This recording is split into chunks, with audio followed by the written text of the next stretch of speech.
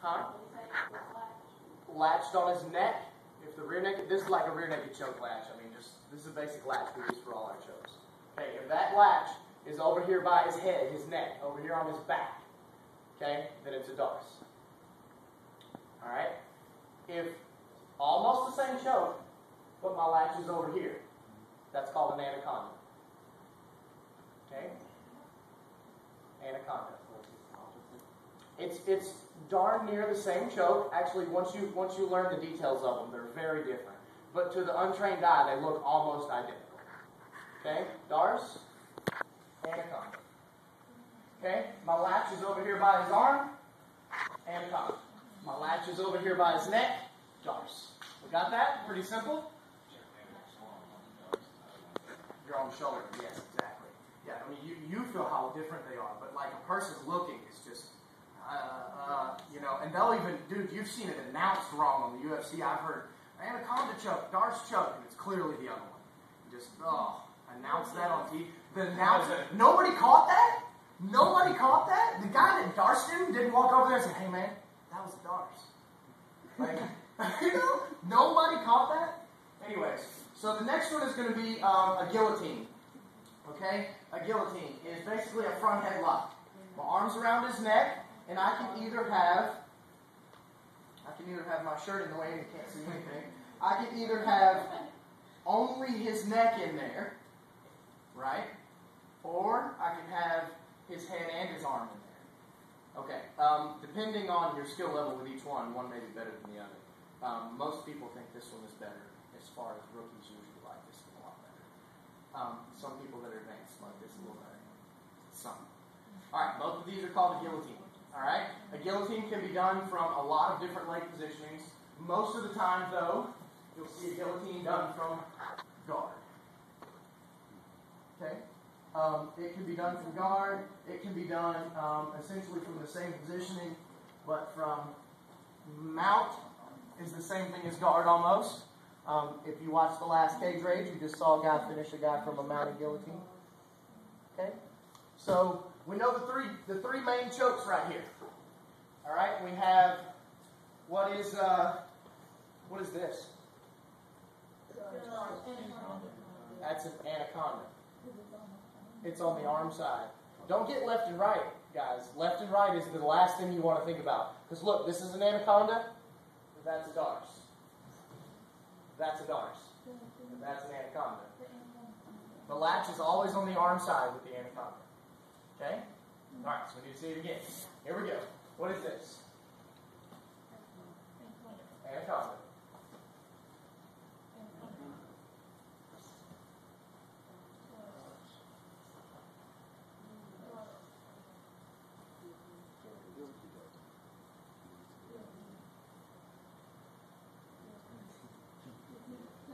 Okay? So we're pretty clear on those. Pretty self-explanatory stuff, and once you figure it out, it just kind of falls into place. Alright, we're good on our three front headlock style of chokes, I guess. Alright, the next ones we're going to go over. That was fun. Alright, the next ones are from these arm locks. Okay? The big three. Alright, so this is called what? What is this? This is an arm bar. Right? Okay. You usually see it done from here. What is this one? It's an arm bar, right? Okay. What is this one?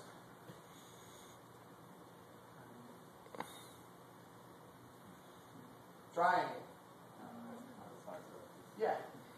No, I thought you were saying you got let go of it. I thought I was loosening. I thought you were trying. Oh, triangle. Okay. Yes, this is a triangle. Why? Look, it's really easy, guys. Look.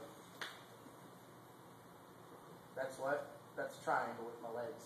Okay. So this would be an incorrect triangle. It's not even a triangle. What's that? Nothing. It's a diamond. It's a diamond. It's not even a real submission. So here's the thing. If he doesn't have his ankle underneath his knee, he doesn't have a triangle.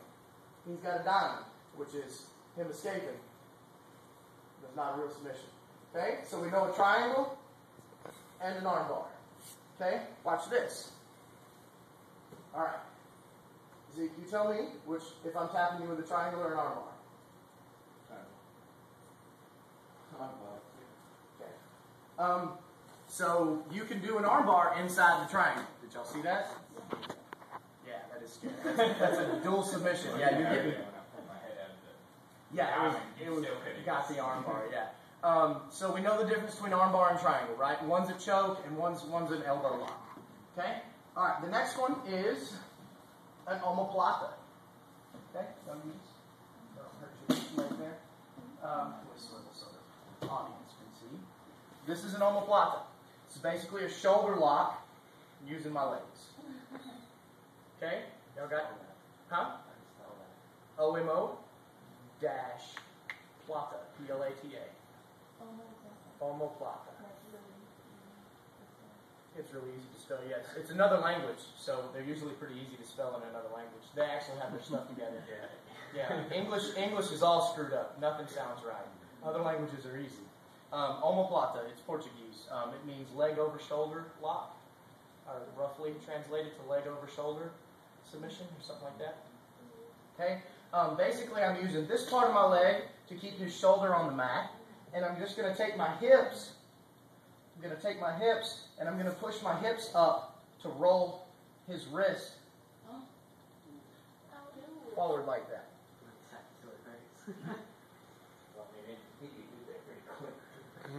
But that's it. It's essentially this. Okay. So that'll be. Everybody's got the omoplata now. We know the omoplata. So we know armbar, triangle, omoplata, right? Everyone's good on that. Okie doke. The very next one is going to be almost the same submission. You got to understand what it's breaking. I just showed you that. We used our leg to attack his shoulder. His arm was at 90. We're basically isolating this muscle or this bone and twisting the wrist up behind until it breaks the shoulder. Right? Okay. Same motion with. Okay. This is a kimura. I'm doing that with my arms now. Same lock, but I've got like a figure 4 type thing with my arms. Okay? A kimura can be done from a lot of positions. I have a guard version of a kimura right now. We could have a side control version of a kimura. They're all over the place. You could do it from mount, not as good, but you could do it from mount. Okay, basically it's a 90-degree arm twisting up behind, but you're using your arms to do it. So we got the kimura, yeah? Kimuras are a very powerful move, very good move. Omoplata as well. Omoplata requires a little more finesse. Kimura, once you've lashed it up, is pretty nasty. It's a very strong move. But anyways, they're almost the same move. You're using a different part of your body to do the exact same thing. It's the whole shoulder bit. Okay, we're good on that? All right. This next move is on your back side. This next move is called, anybody know?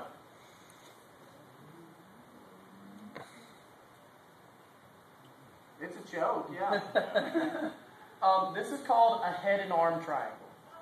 It's basically the same choke I'm doing with a triangle, okay? Except I'm using my head and my arm to make a triangle right here. Okay? Can you see the triangle over there? It's not this arm. It's just this. Does it matter if it's a gable grip or mesh grip or what? It does not actually. This is still a head and arm triangle. Head and arm triangle, even with the full latch. Head and arm triangle. Okay? So you need to kind of know what this move is. This is a very, very, very common move in all weight classes. This is one of the big 5, I would say, is an arm triangle. It works extremely well. Proven move from numerous martial arts, hundreds and hundreds of years of development. This is a very old move, very successful move. It does, and it remains almost unchanged for hundreds of years. The arm bar and a lot of things, chokes and stuff evolve and things like that. This choke hasn't evolved very much. It was ahead of its time. This is one of the better moves hundreds of years ago, and it's one of the better moves today. So I'm a pretty big fan of the arm triangle. It isn't necessarily my go-to move, but it is definitely one of the big five as far as practicality and effectiveness in the whole 9 yards. What are the other 4? You saw a few of them. Armbar, rear naked choke, guillotine, arm triangle, kimura. I would say that would probably be the big 5. And that depends. The reason I don't put a regular triangle, the one with the legs, in the big 5 is because I think it's almost body type specific. The smallest people in the world can do an arm triangle. The smallest people and the biggest people in the world can do an arm triangle. Over about 200 pounds, or depending on your build, even if you're 150, the regular triangle with the legs sometimes becomes more and more difficult the larger you are. So that's why I don't put it in the big 5. If you can do it, it's as effective, if not more effective, than any other submission. You have your legs around the dude's neck. That's pretty bad. Like, he's in trouble. But on the flip side, you're on your back. I would consider it just shy of the big 5. Anyways, the next one. We just talked about the big 5, and so the next one is going to be the rear naked choke. Okay? Be sure that everybody understands how the rear naked choke works. It is not, I don't have a forearm in his throat, and I'm not folding his head over my forearm. That is not how a rear naked choke works. I have my elbow in the middle. If I do a rear naked choke right, it almost shouldn't be any trachea. All right? I'm trying my best, but I'll probably get a little.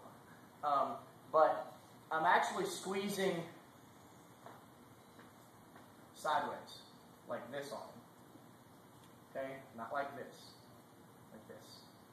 All right? That's a big deal. Everybody thinks you push. You'll see him not latch. They'll hold a fist. Well, that's not a choke. That's just an uncomfortable position. Okay? Hands are blades. I'm holding my shoulder.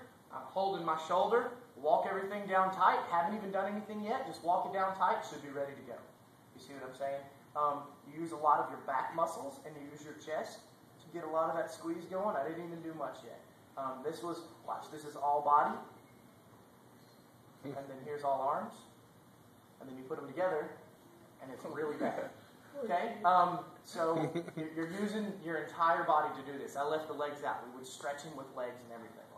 It gets pretty bad. A rear naked choke is not your hands. Everybody's 1 arm, 2 arms, rrr. Like, sometimes, guys, the average male has a stronger neck than your 2 arms combined.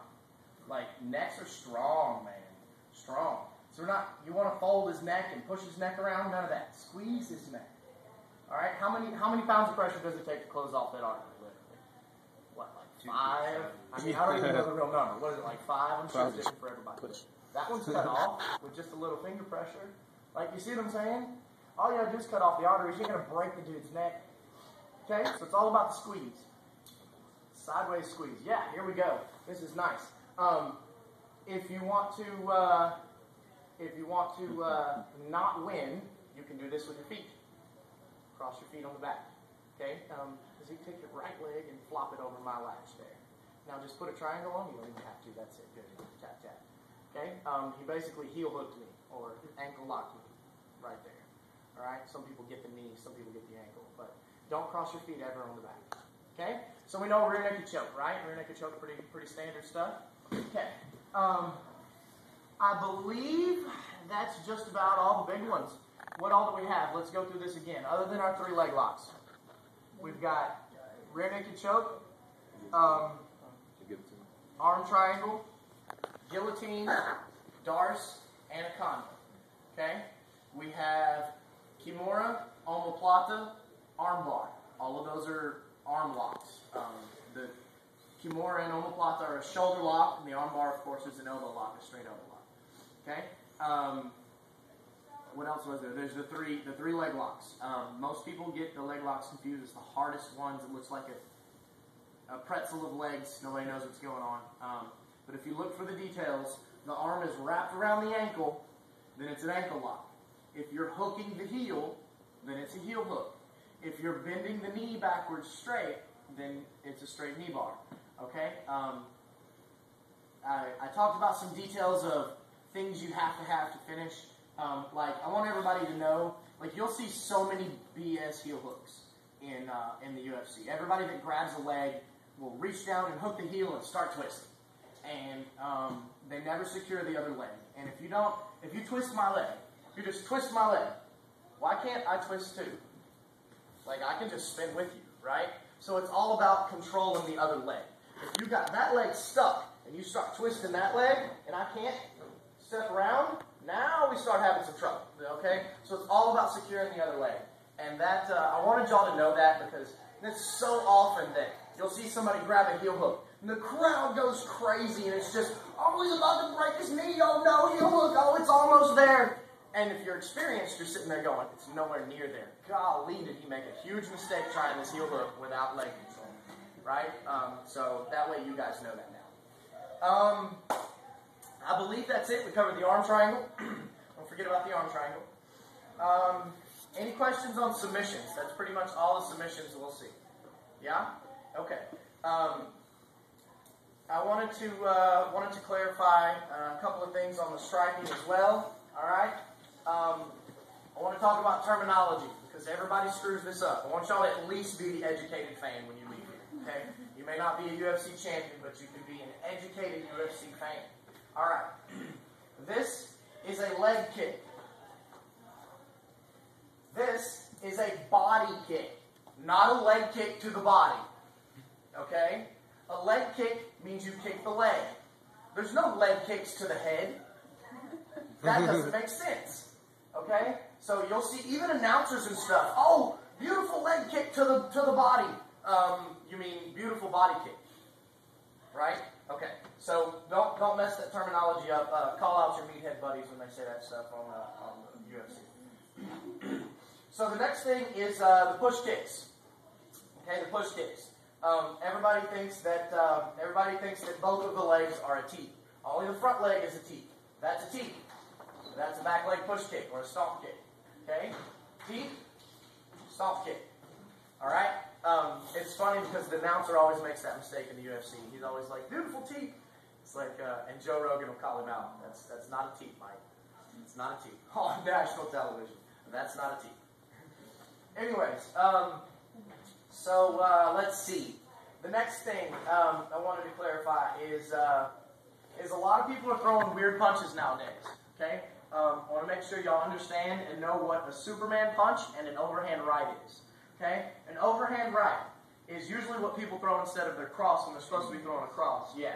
Well, an overhand right is technically is a haymaker thrown technically. All right. A haymaker would be bad mechanics. I'm all open. I close my eyes and sweat. Okay, those are haymakers, right? Wild, 100% power. Any random guy off the street can throw one of those, right? Everybody in here has a world-class haymaker. That's what you do. We're humans. We can do that. But the defensive portion of a punch is what it's all about. If I just go, can Zeke hit me? All over the place. All right? But that's not what an overhand right is supposed to be. An overhand right is like your cross, except this is basically you make an angle and your cross comes down. All right? It's not a big, it's still somewhat of a loopy straight punch. I don't know if that makes sense. It's straight, but it comes at an angle. Does that make sense? Okay. Chuck Liddell threw a lot of overhands. He also threw a lot of these really weird, like little 45-degree hooks. And Chuck had a weird style that really, once he got figured out, though, then he got beat up. But nobody could figure out where his punches were coming from for a while. That's one of the beauties of the overhand. If Zeke's got his chin down and everything's right, he can see my shoulder turn on this cross and he can see that cross. But right here, that punch just disappeared out of his line of sight. Okay, that's why another reason why an overhand works. If you stay tight, you step on your overhand. The number one problem is people get open and leave their chin open to get hit in the face, and they don't step. Okay, we talked about leaning. We never lean, of course. You get kicked, you get punched, you get taken down, whatever. If you lean. So if I threw a haymaker and did not step, I'm clearly leaning. My center of gravity is not in between my legs. It's on the outside of one of my legs. So that means I can fall easily. If I would have done one little step, now I'm not leaning. My center of gravity is still on the inside of my feet. Okay, does that make sense? Okay. That's an overhand right. You guys know the difference between an overhand right and a haymaker. We just talked about them. The next punch is a Superman punch. Okay? It's basically like a distance closing cross. You kind of leap in. All right? This back leg extends out and you push forward. Okay? So it's kind of like that. Okay? It usually comes from a fake kick. People will fake a kick and then go for a Superman punch. But know what a Superman punch is, because you see a lot of those in the UFC. I'm not a super huge fan of them. They're not really, they're cool, they're effective, but I still think there's a lot better punches. Okay? All right, let's see.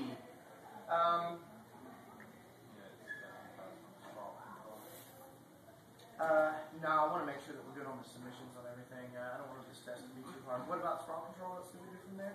We did like a roll out to the back, peek out to the back. Yeah. Don't worry about that stuff. We're going to review a lot more of this. Okay? So everybody's good on that? Any questions? No questions? We're good? We're good. Okay.